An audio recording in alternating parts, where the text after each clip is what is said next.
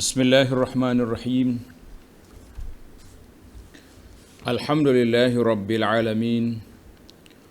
Wassalatu wassalamu ala rasuli rabbil alamin.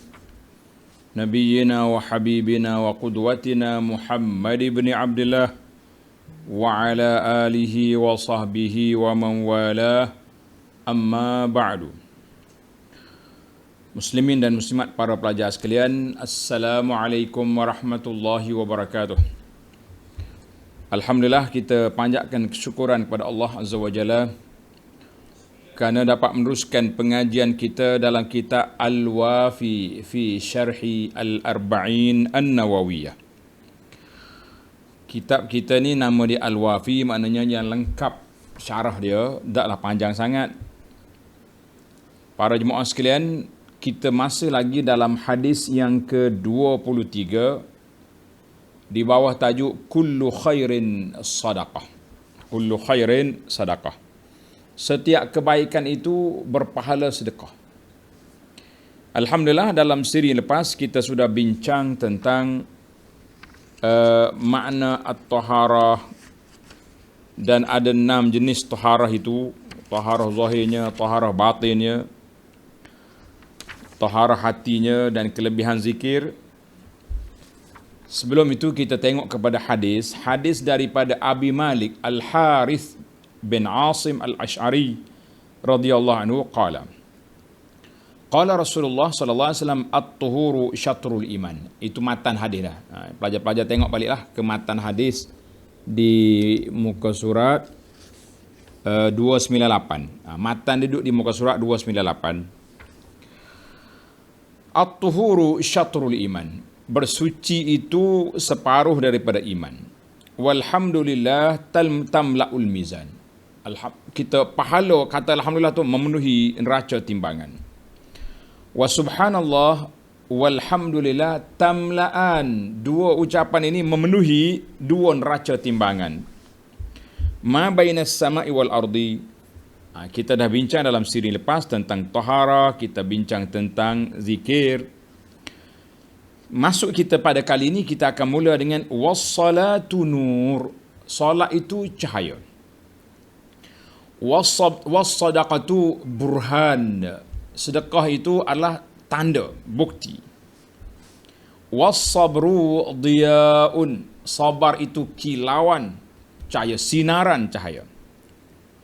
Wal Quran hujjatun laka aw alaika. Quran itu menjadi hujjah untuk kita ataupun hujjah ke atas kepala kita, wal iyazubillah. Kullun nasi yaghdu. Semua orang akan pergi. Fabai'un nafsahu. Ada orang yang jual diri dia kepada Allah. Famu'tiquha. Maka dia menyelamatkan daripada api neraka. Atau dia jual diri dia kepada syaitan. Famubiquha. Maka dia orang yang celaka. Na'uzubillah. Hadis ini rawahu Muslim. Baik para pelajar sekalian, saya akan sambung perbincangan kita nombor 4. Bagi jemaah yang ada terjemahan Al-Wafi warna hijau tu nombor 309. 309. As-salatu nurun. Salat itu cahaya. Salat itu cahaya. Salat adalah satu perintah faridatun muhkamatu. Satu perintah fardu yang wajib, yang ditetapkan oleh Allah Azza wa Jalla, yang merupakan salah satu daripada rukun. Rukun ni makna satu sudut tiang yang besar di dalam Islam. Sebagaimana Nabi sallallahu alaihi wasallam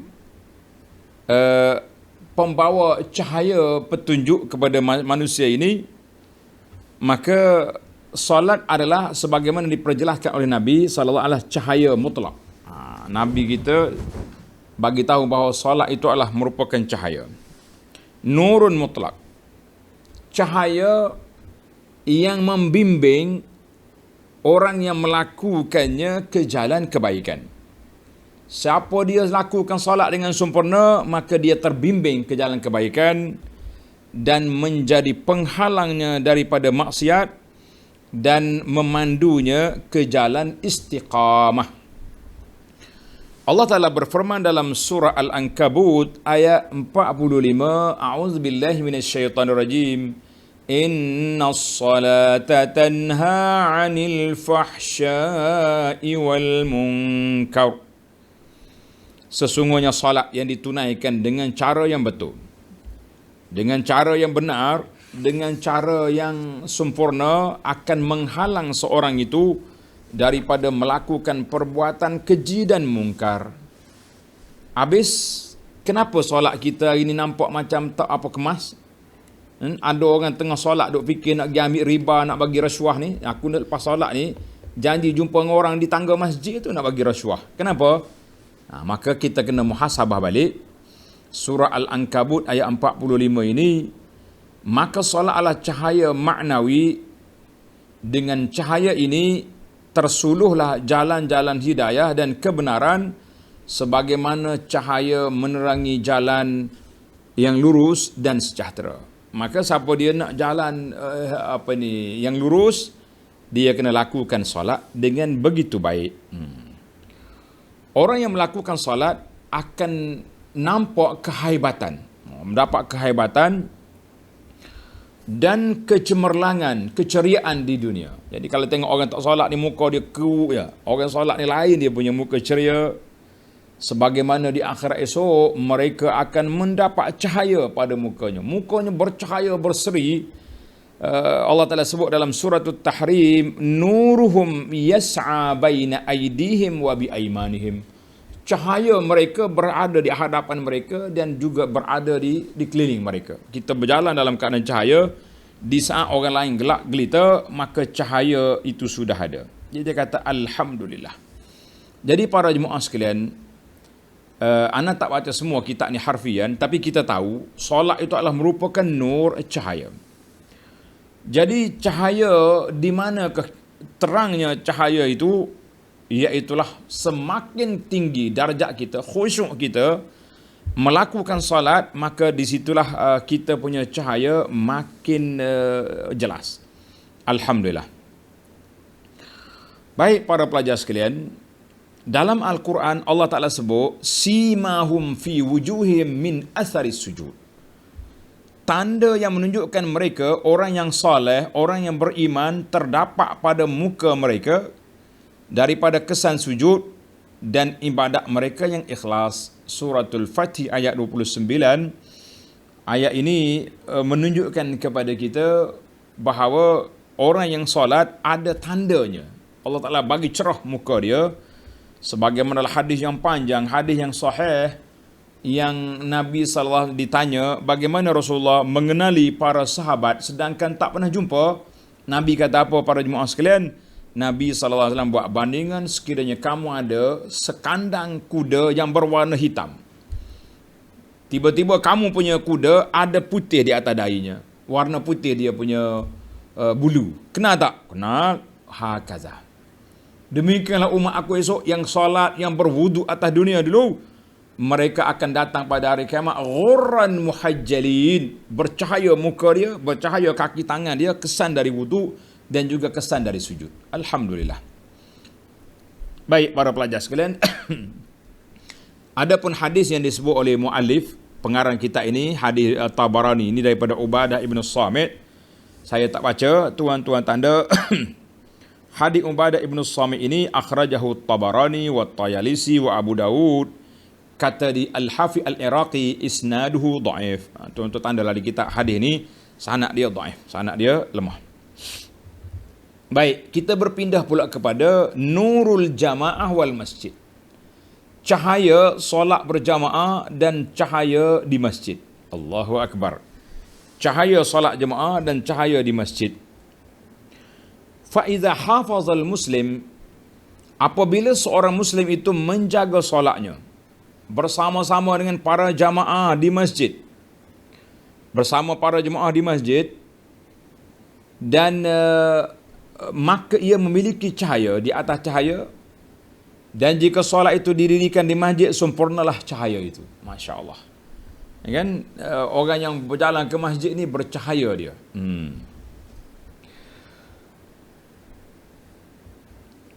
Wasabaqa ilal jannah, orang ini akan mendahului perjalanan menuju ke syurga ma'al muqarrabin al-abrar, bersama dengan orang-orang yang dekat dengan Allah Ta'ala, orang yang baik-baik. Itu kelebihan dia. Hadis ini dalam Tabarani juga, man shalla salawat al-khamsah, siapa dia berjalan, hadis ini mengatakan siapa dia berjalan ke masjid, jalan ke masjid, baik, maka siapa bersolat 5 waktu bersama jemaah, maka ia akan melintasi titian serat seperti kilat dalam kalangan kumpulan orang-orang yang mendahului di dalam melakukan kebaikan. Dan dia akan datang pada hari kiamat cahayanya seperti bulan malam purnama. Hadis ini kita tak sempat tengok tadi. Hadis yang kedua, basyiril masyaina fi zulami, ini masyhur. Hadis dalam Abu Daud dan Tirmizi, basyiril masyaina fi zulami ilal masajidi bidnurit tam yaumal qiyamah. Berilah khabar gembira kepada orang yang berjalan pada malam gelap gelita ke masjid, untuknya cahaya yang sempurna pada hari kiamat. Hadis ini rawahu Abu Daud dan Tirmizi. Namun begitu, kata di muhakkik, sanaduhu dhaif. Sanad dia pun dhaif, tapi adalah hadis-hadis lain yang menunjukkan kelebihan orang-orang yang beriman kepada Allah Azza wa Jalla, seperti dalam ayat surah At-Tahrim yang kita baca tadi, nuruhum yas'a baina aydihim wa bi aymanihim. Cahaya mereka tu ada di hadapan mereka, di keliling mereka ada. Baik, maknanya solat itu sendiri cahaya. Cahaya bagaimana? Cahaya yang menerangi perjalanan hidup kita di akhirat, di dunia. Lebih-lebih lagi apabila kita bangkit di akhirat esok, pada waktu itu barulah kita nampak pentingnya cahaya yang kita raih, yang kita kutip atas dunia dulu, dengan cara melakukan salat yang sempurna. Baik, alhamdulillah para pelajar sekalian. Solat ini dianggap seperti qurratu ain, penenang hati, penyejuk mata. Kalau bahasa kita kat orang panggil qurratu ain ni buah hati, kan? Wa tafrij kurab, dan pelepas daripada kesempitan. Siapa dia nak lepas daripada kesempitan hidup? Siapa dia nak tenang hidup dia? Selalu naklah dia solat. Naklah dia melakukan solat. Kenapa? Tengok dalam kitab. Muka surat 312. As-salatu silatun bainal abdi bi rabbih. Solat itu adalah merupakan perhubungan antara seorang hamba dengan Allah. Wa munajatuhu li khaliqihi, dan merupakan munajat yang kita berbisik, kita merayu, kita bercakap dengan Allah Azza wa Jalla. Sebagaimana kata di para ulama, siapa nak dengar Allah bercakap dengan kita, baca Quran. Siapa nak dengar Allah bercakap dengan kita, baca Quran. Dan siapa nak bercakap dengan Allah, sallu, naklah dia solat. Jadi solat kita ni, kita bermunajat dengan Allah Azza wa Jalla. Lebih-lebih lagi dalam sujud kita, waktu kita berdoa. Kerana itu salat ini merupakan qurratu ain, penyejuk mata orang-orang yang bertakwa. Orang bertakwa dengan salat berpisah tiada, dan mereka sangat suka, senang dengan salat. Dalam salat mereka akan dapat ketenangan, kerehatan, keamanan. Bila kita salat kita rasa tenang, jiwa tenang. Dan mereka apabila susah hati, bila tak tenang, ada masalah, yahra'un, segera melakukan solat. Segera melakukan solat. Sebagaimana Nabi SAW bersabda, ju'ilat qurratu aini fis salah. Nabi kata, dijadikan penenang hatiku, penyejuk mataku, apa dia? Salat. Rawahu Ahmad wan Nasai. Maknanya, kalau boleh solat, aku rasa tenang. Apabila berlaku sesuatu kes, hazabahu amrun, Bila mari satu-satu benda, Nabi akan panggil, ya Bilal, aqimis salah. Bilal, dirikan salat. Arihna biha, ya Bilal, rehatkan kami dengan melakukan salat. Bukan rehat daripada salat lah. Mana bila kita nak berehat, kita lakukan salat. Kita ni terbalik, bila nak rehat kena tidur. Ya, tak boleh salat hari ni, penat ni. Jadi terbalik. Kita kata Nabi kita, bila nak berehat, dia lakukan salat. Maknanya kita tahulah kelebihan solat ni. Yang pertama, nur. Yang kedua, penenang hati, penyejuk mata. Yang ketiga, tafrijul kurab, melepaskan daripada kesusahan. Baik, para pelajar sekalian, tamatlah perbincangan kita dari sudut solat. Sekarang ni kita pindah kepada isu yang kelima dalam hadis yang disentuh dalam hadis 40 yang ke-23 ini. Sabda Nabi SAW, as-sadaqatu burhanun. As-sadaqatu burhan. Sedekah itu adalah burhan. Apa makna burhan? Petunjuk, dalil, tanda keimanan seorang itu kepada Allah Azza wa Jalla. Sebab apa dia jadi tanda? Tuan-tuan kena ingat. Sebab harta ni kita sayang. Siapa tak sayang ke harta? Semua orang sayang harta kan. Tapi oleh kerana kita yakin dengan janji Allah Ta'ala nak beri pulangan yang besar, nak bagi pahala yang banyak, nak beri kelebihan yang besar, maka secara automatik kita berani mengeluarkan nafkah dengan sebab kita yakin dengan janji Allah Azza wa Jalla. Itu yang dikatakan, apa dia kata, sedekah itu burhan, menjadi petunjuk ataupun dalil, menjadi tanda keimanan seorang itu. Dalam sebuah hadis, tengok dikata dalam kitab ni, al-burhan adalah pancaran cahaya yang terkeluar daripada matahari, yali wajh syams. Burhan tu dia panggil satu syu'a'. Syu'a' ni cahaya yang keluar daripada matahari. Itu dia panggil burhan, tanda. Kerana itu burhan tu dia panggil hujjah. Hujjah orang panggil burhan. Qul hatu burhanakum. Bawa mari hujjah kamu. Bawa mari tanda kamu. Jadi sedekah ni menjadi tanda, menjadi hujjah yang jelas kepada keimanan seorang itu kepada Allah Azza wa Jalla. Sebab dengan keberanian dia, keimanan dia, dia berani mengeluarkan harta dia semata-mata untuk fi sabilillah. Baik para pelajar sekalian, hadis yang disebut oleh dalam kitab kita ni, ada sebut hadis. Apa dia hadis kata?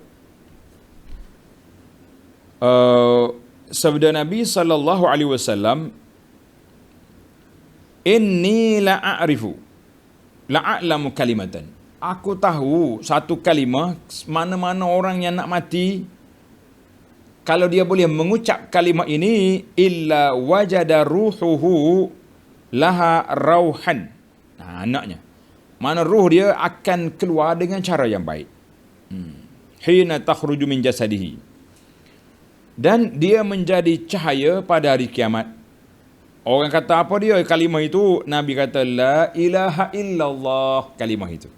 Jadi kalimah itu menjadi burhan, tanda apabila ruh itu nak keluar. Tanda tuan-tuan, hadis ini riwayat Ahmad. Kata Syekh Syu'aib Al-Arnawi, sanaduhu sahihun bituruqihi. Alhamdulillah. Baik. Demikian juga sedekah menjadi tanda seorang itu beriman kepada Allah. Jadi sedekah ni satu lagi burhan dengan makna cahaya. Satu lagi sedekah juga menjadi tanda keimanan seorang itu kepada Allah Azza wa Jalla. Dan apabila dia beri sedekah tidak dipaksa, dia panggil tibun nafsi. Kita beri kerana kita nak bagi. Tersebut adalah hadis hadis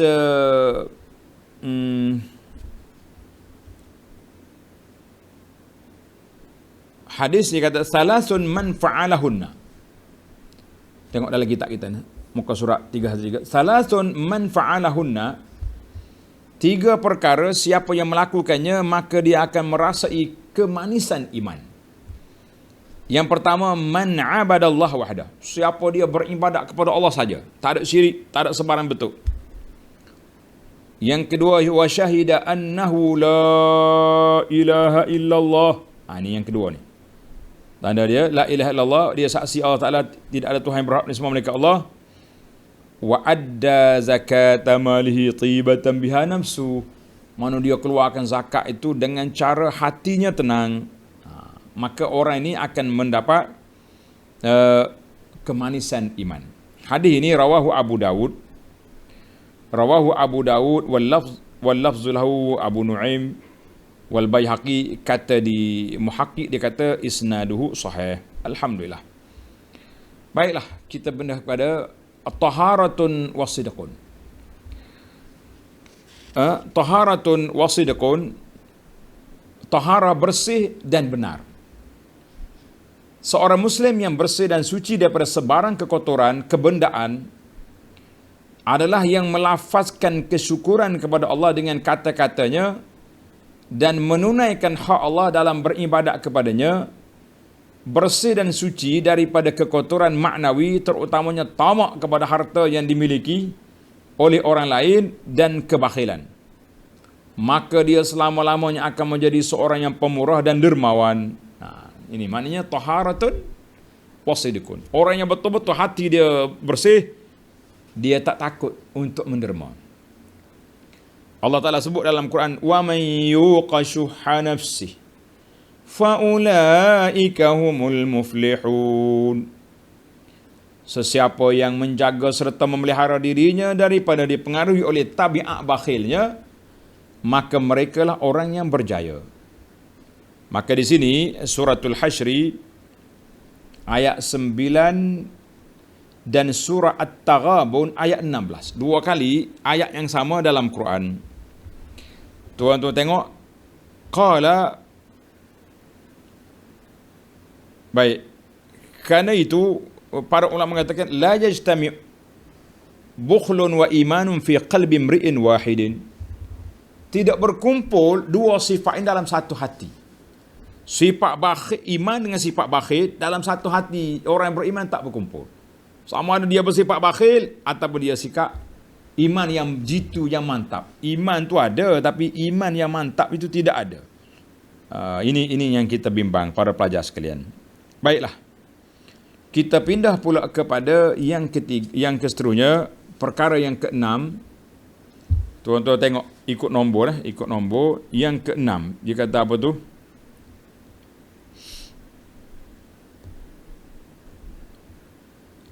As-sabru diya'un. As-sabru diya'. Apa makna as-sabru diya'? Sabar itu sinaran. Sabar itu sinaran. Sekarang ni kita tiga cahaya kita tengok. Tuan-tuan tengok dalam hadis ni. As-salatu nur. Nur tu cahaya, nur.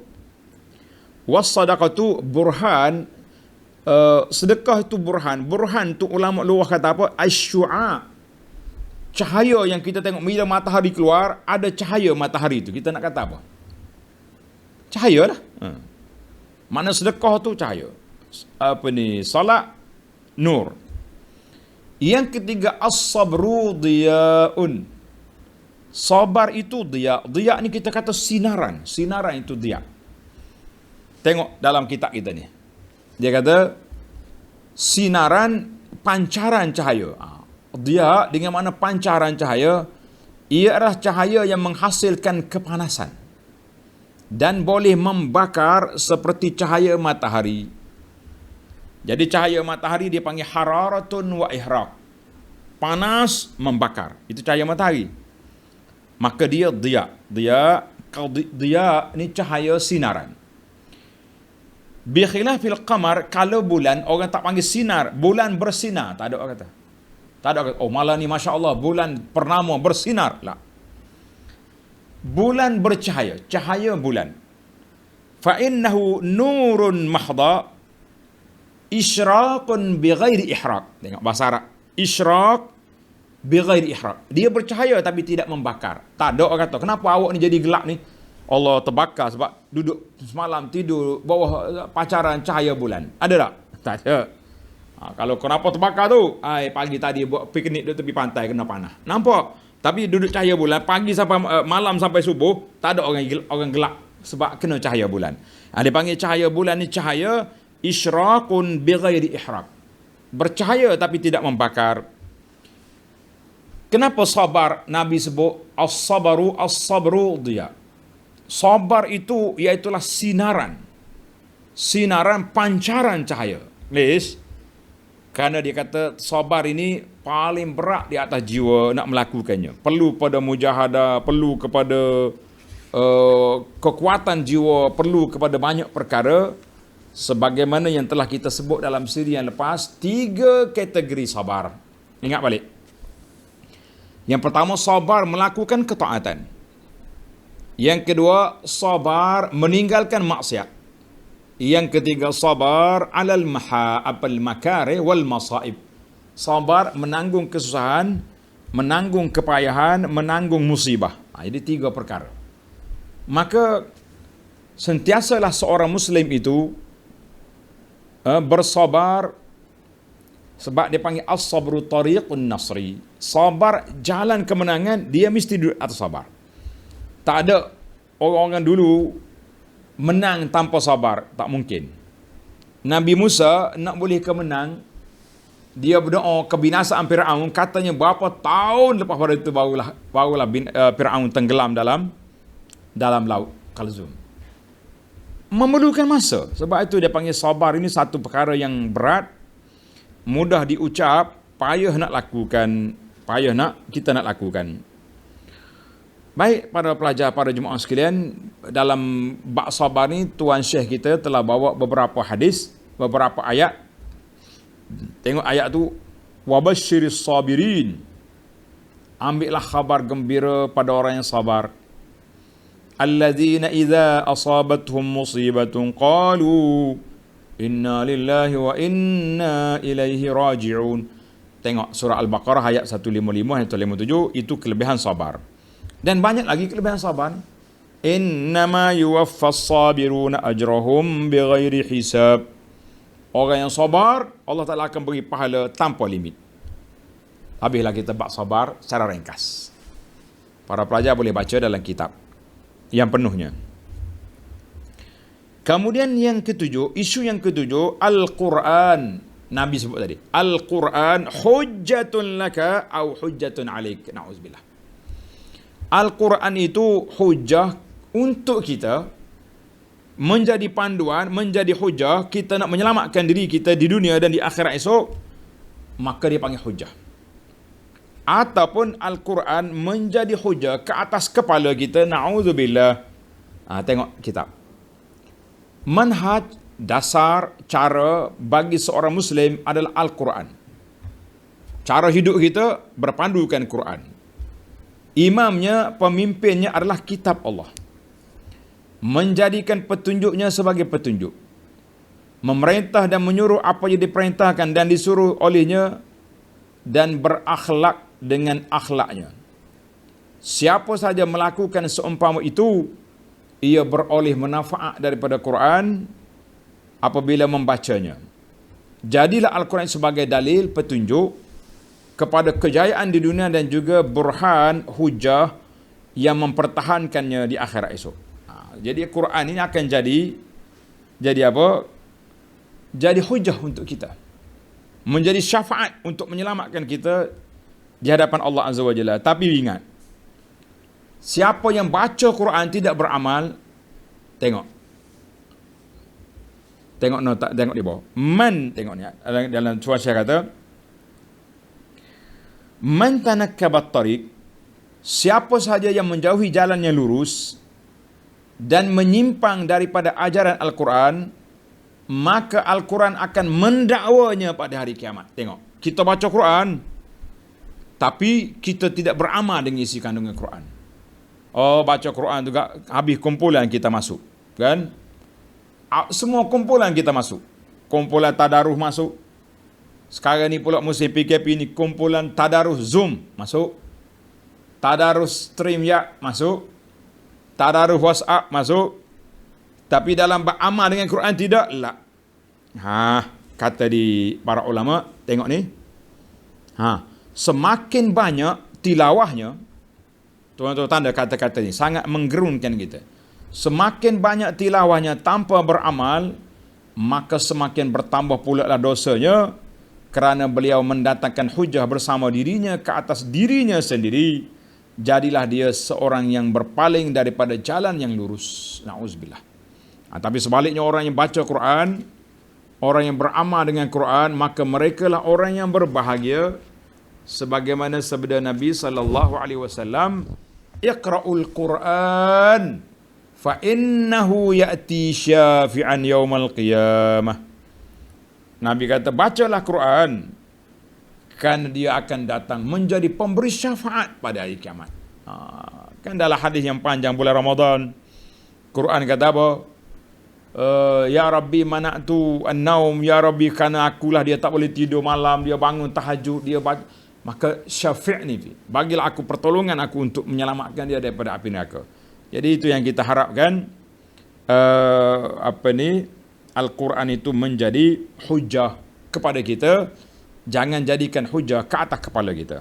Baik, kita berpindah pula di bawah kategori Quran. Al-Quran itu syifa'ul mu'min, wada'ul kafir wal munafik. Na'udzubillah. Al-Quran adalah merupakan penyembuh untuk orang yang beriman dan penyakit untuk orang kafir dan munafik. Bagi orang beriman, Quran itu sebagai penyembuh, syifa, penawar. Sebab apa? Bila kita belajar, kita beramal. Bila kita beramal, kita tahu yang mana betul, yang mana salah, kita ikut. Tapi bagi orang kafir, makin dia lawan Quran, makin dia menentang Quran, makin berat dosa dia di hadapan Allah Azza wa Jalla nanti. Ini yang kita kata masalah yang akan berlaku. Masalah yang akan berlaku. Baik, para jemaah sekalian, kita berpindah kepada isu yang terakhir dalam bab kita ni. Dia panggil fi tariqil jannah, jalan menuju ke syurga. Jalan menuju ke syurga. Rasulullah sallallahu alaihi wasallam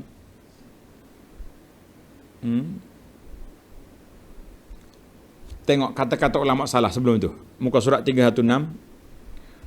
Beberapa ulama salafus saleh telah berkata, tidaklah seorang itu duduk membaca Quran atau dalam majlis Al-Quran, kemudian bangun dalam keadaan sejahtera, iaitu tetap dalam keadaan sebagaimana mula-mula dia duduk, bahkan sama ada telah memperolehi keuntungan atau mengalami kerugian, kemudian dia membaca ayat di atas ini. Ayat mana? Ayat wa nunazzilu minal Qur'ani ma huwa syifa. Quran itu adalah merupakan syifa, penyembuh. Tapi ada orang yang duduk baca Quran, dan ada orang yang dapat manfaat, ada orang yang baca Quran tak dapat manfaat daripada Quran. Dia boleh pahala baca saja, tapi dia tidak mendapat hidayah, bimbingan daripada Al-Quran. Kita kata rugi, tuan-tuan.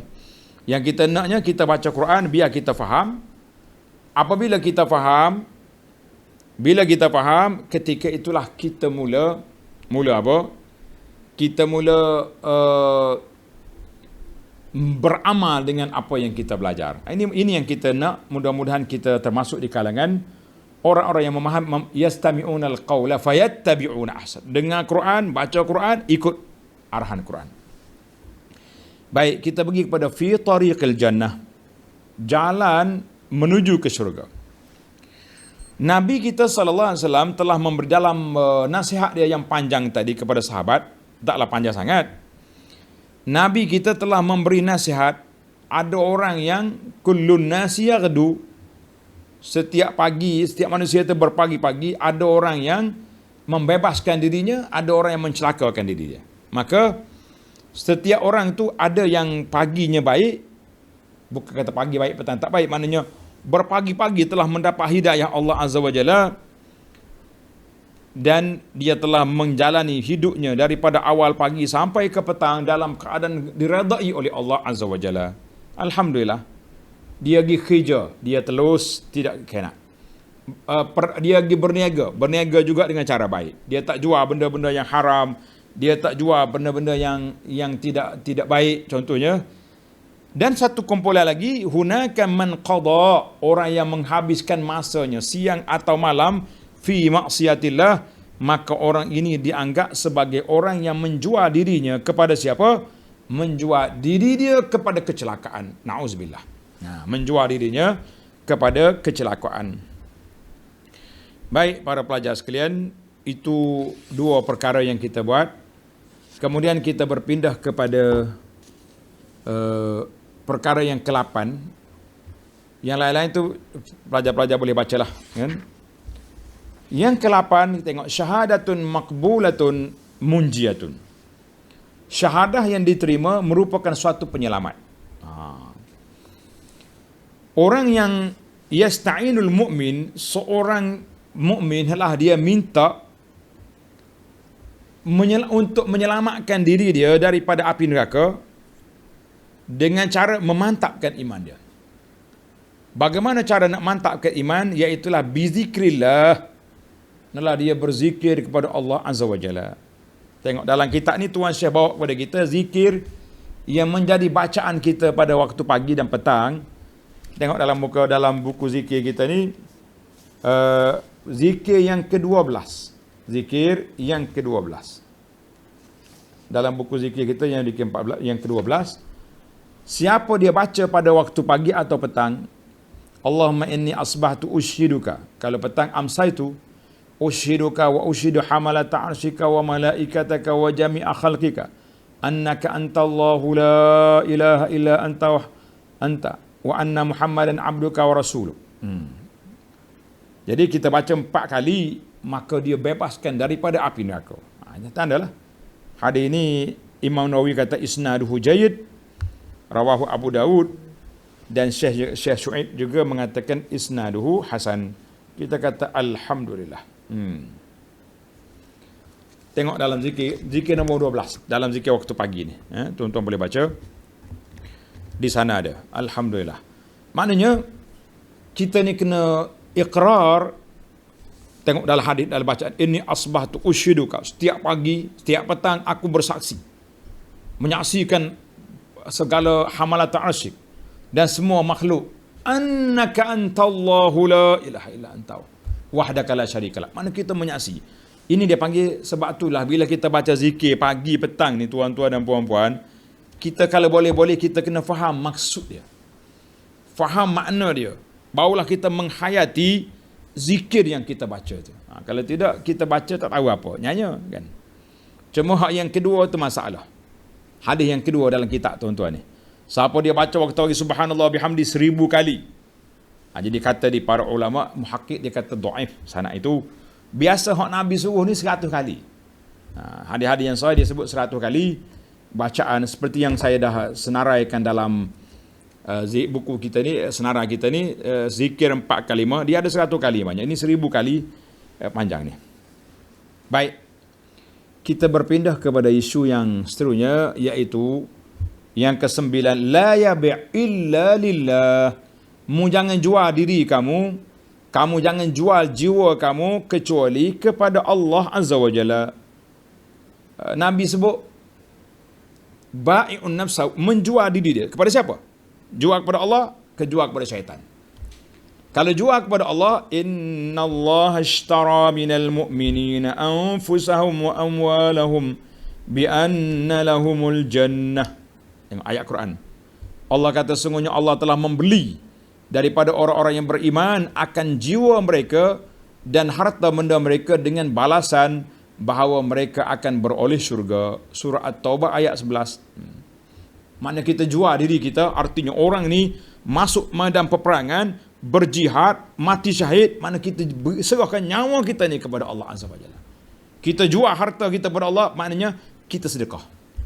Kita jual waktu kita ni kan kepada Allah, maknanya kita habis waktu kita dengan mutala'atul Quran, belajar Al-Quran, mengaji hadis, mengaji fardu ain, semua ni untuk Allah.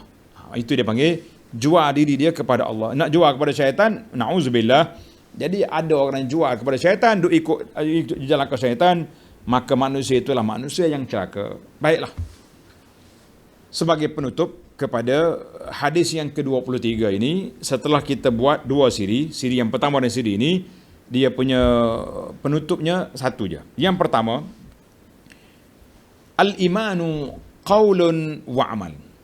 Tanda tuan-tuan. Iman itu melalui perkataan, akuan kita mengaku la ilaha illallah, dan juga amal. Yazid bertambah dengan melakukan kebaikan, melakukan ketaatan, dan iman kita akan berkurangan dengan melakukan maksiat. Jadi siapa nak jaga iman dia supaya mantap, supaya tidak luntur, supaya tidak rusak, jangan buat maksiat. Tambah keimanan dengan mana? Dengan kita baca Quran, kita hadir majlis ilmu.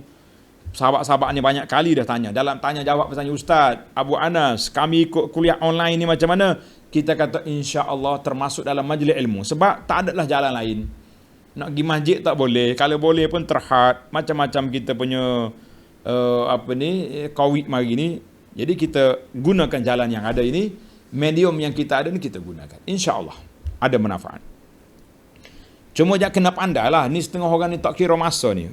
Pukul 5 pagi munajat pembuat majlis. Para ulama ni dia sudah bagi susun. Pagi pukul 5 pagi ni waktu munajat.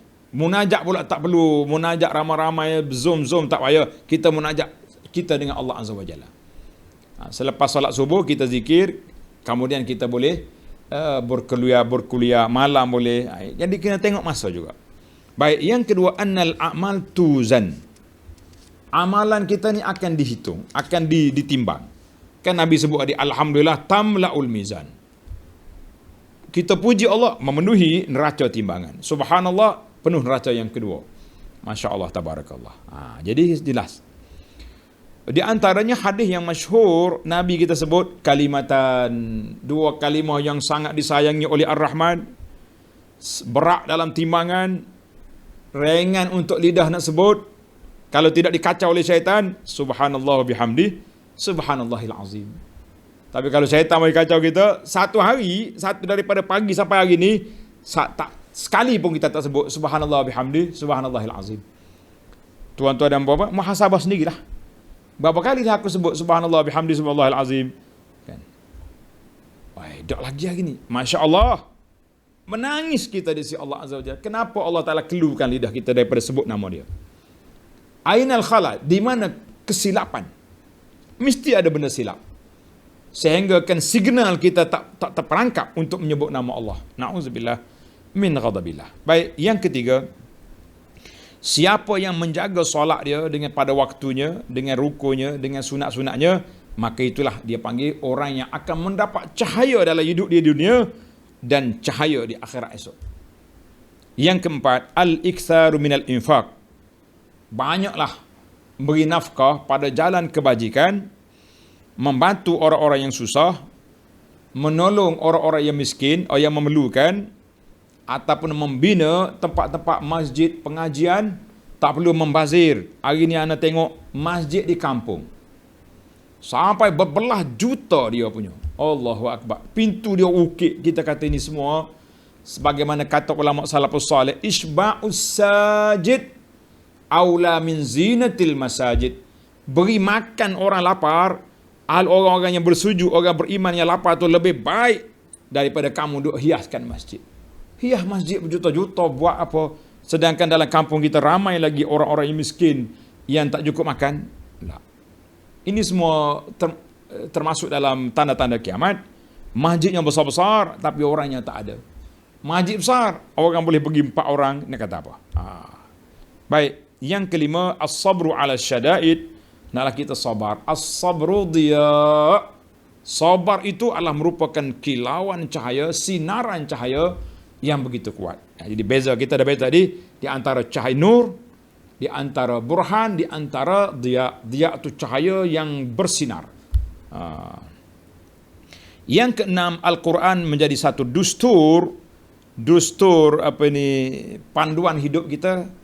Dan juga Quran menjadi hujah untuk membawa kita ke syurga nanti, insya-Allah. Tapi kalau salah guna, Quran menjadi hujah ke atas kepala kita, na'udzubillah. Baik, yang terakhir, Setiap seorang Muslim hendaklah dia mengambil peluang masa yang ada ini kita isikan dengan kebajikan, sama ada beribadat, sama ada kita berzikir, kita baca Quran, ataupun kita bantu orang, kita berdakwah, amar ma'ruf nahi mungkar, ataupun apa saja perkara yang boleh memberi pulangan pahala untuk kita berbekal ke akhirat. Alhamdulillah, dengan ini tamatlah perbincangan kita. Hadis yang ke-23, insya-Allah kita akan sambung lagi hadis yang ke-24 di bawah tajuk tahrimuz zulm, haram melakukan kezaliman, dan pada siri yang akan datang, insya-Allah. Subhanakallahumma wa bihamdika asyhadu an la ilaha illa anta astaghfiruka wa atubu ilaik. Wa sallallahu ala nabiyyina Muhammadin wa ala alihi wa sahbihi ajma'in walhamdulillahi rabbil alamin. Wassalamualaikum warahmatullahi wabarakatuh.